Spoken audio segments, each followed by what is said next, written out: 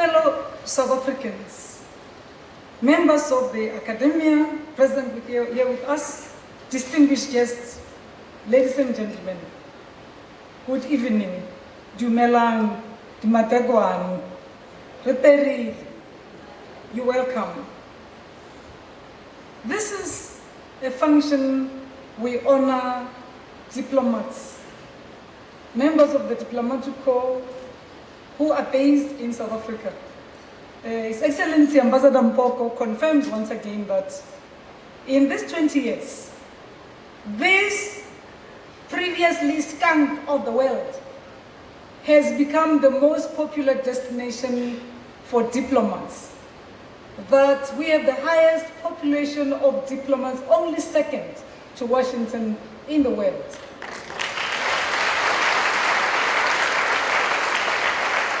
Gathered here tonight, 20 years ago, none of us ever thought we'd be gathered in the manner that we are. Being South Africans, I was saying to Ambassador Mpoko earlier on, you know, Africans have gone through a lot. If we didn't have music amongst us, I don't know where we would be. It kept us going. Because we sing at church, we sing at weddings, we sing at funerals. We converted a lot of hymns from the church into struggle songs because we had to keep going. As I was coming up stage, I was wondering, this is the first banquet in honor of our diplomats, where we celebrate with our father of the nation, our international icon, no longer with us, after we have laid his mortal remains to rest. What kind of an occasion would he have wanted us to have?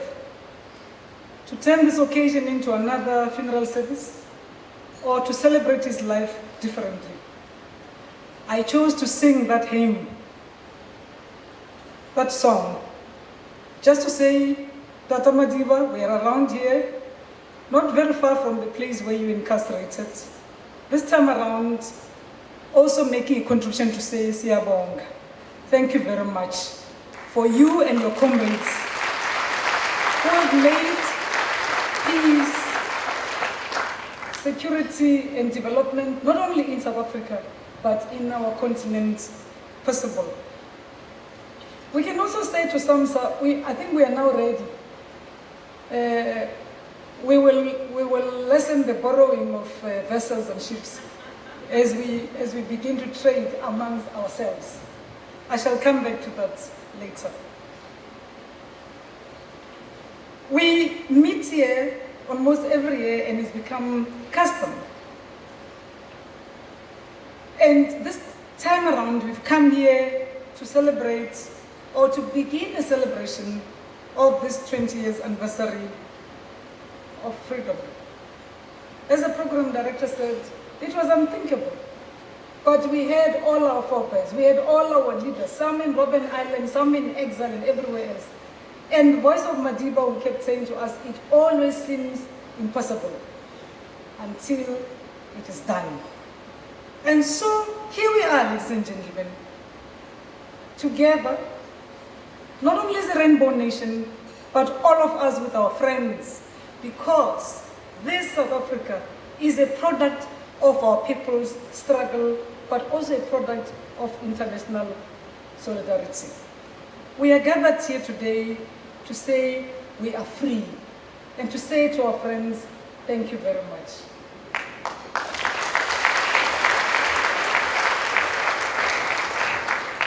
We are gathered here tonight, having come from all corners of earth, countries near and far, to celebrate what many thought it was never going to happen.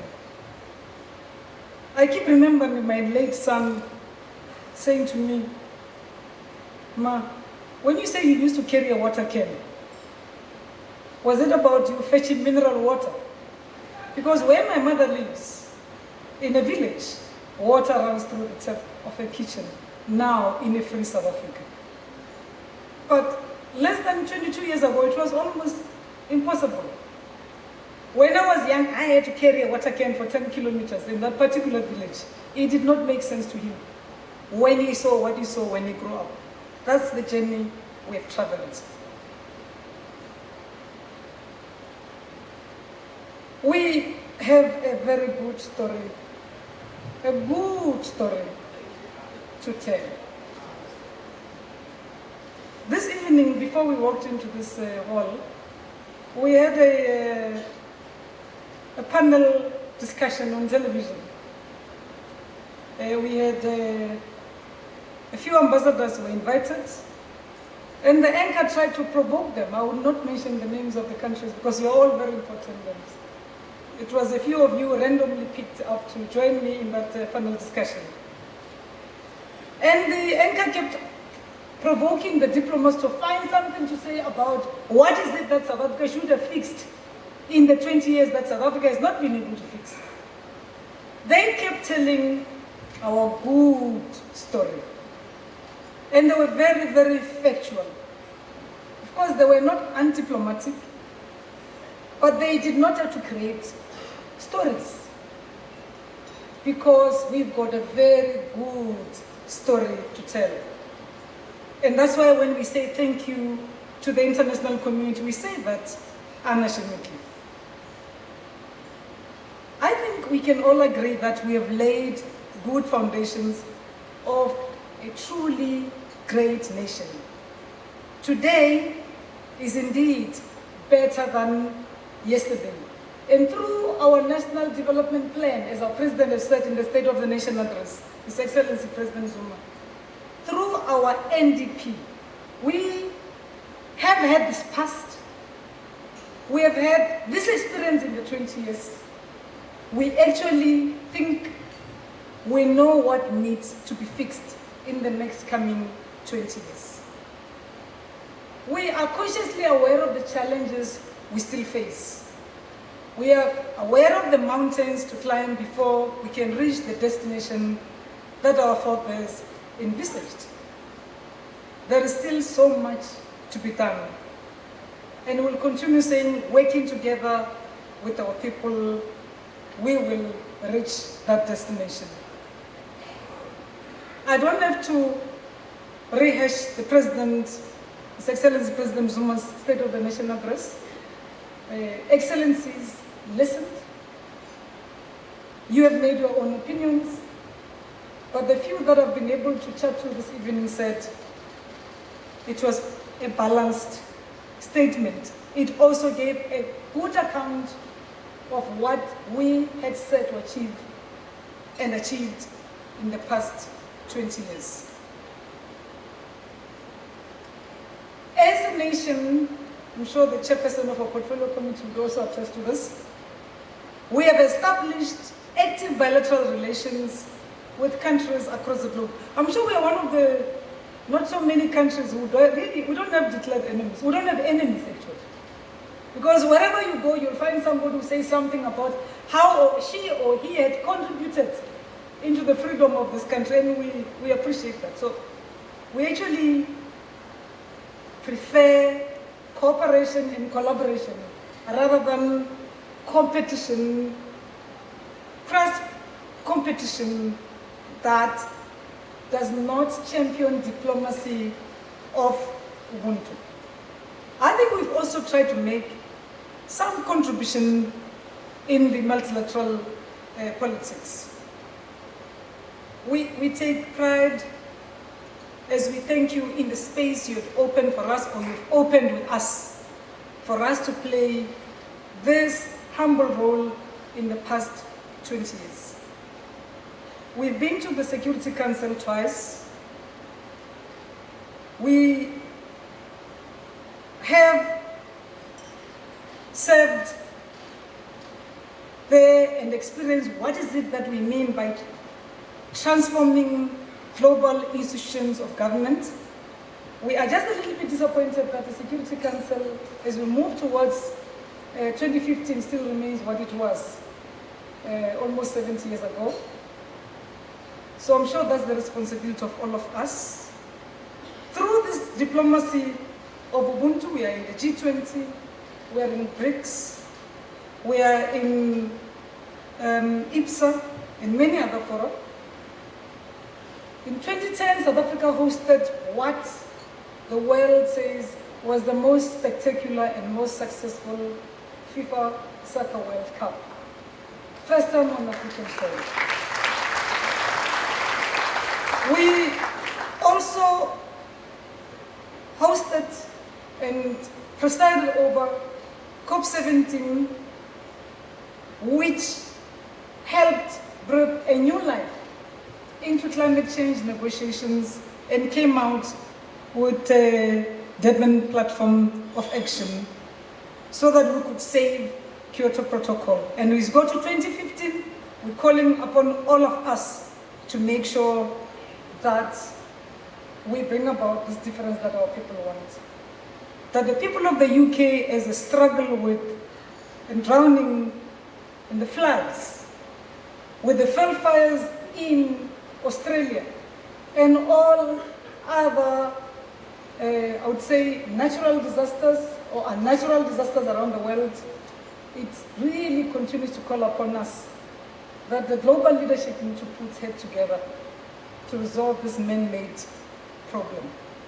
We have made our own humble contribution there. We've also hosted the African Diaspora Summit. I'm sure we would all agree that South Africa, working together with all African member states under the AU, as we celebrated 50th anniversary of the OAU, we did not just celebrate, we also emerged out of that summit that celebrated the 50th anniversary of the AU or an OAU with Agenda 2063. I urge members of the diplomatic and business people here, including Mr. Mukele, if he has to, through SAMSA, to retrace the trading routes of Africans, to go and read the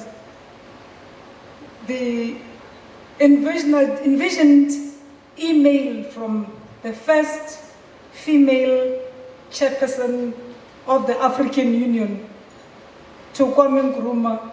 Imagine that this was 2063 and we have reached the Africa we want, where we would want to be in 2063. I am saying that South Africa and the countries of Southern Africa did not just provide the first woman to head this premier institution of the continent, but we are working together to make sure that indeed Africa will be a better place, a marketplace for Africans. Africans will be living in peace with each other, would be fully developmental. We would have all our own trading vessels to trade with our other partners from somewhere on equal terms, with very proud Africans who would have reached the dream of Mandela, of Sisulu, of Oliver Tambo, and all of others. Even our talents like Maruth, Mampati, and Gertrude Shope, and many others who have sacrificed life and limb. Those from Cape to Cairo who had wanted Africa to be a better place. That will be in 2063. But I think we started the chapter of the next coming 50 years very well by making sure that we open that chapter with a woman at the helm. So we are beginning as Africans to capacitate the institutions of the governance of the African Union. We can proudly say that we initiated NEPAD. When I say we, I mean us and as Africans for Africa. So that when we talk about integration of trade and of our economies, we mean on things that we had started. The Europeans started OECD. We started our African peer review mechanism. It started. Now we have got 37 members. It's not anti-OECD. It's just to show that we also can think and we can contribute to what we mean by peer review and it's working. So when we learn from OECD, we can also learn from African peer review mechanism. There's something to learn as we do this cross-pollination in the real international arena out there. I thought Africans were going to clap to themselves for having created this institute.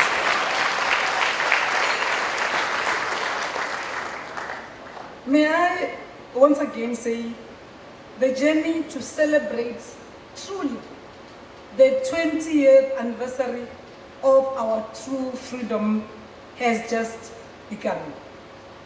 But our celebration is not just with jubilation. It's with a very clear plan as where do we want to go in the next coming 20 years.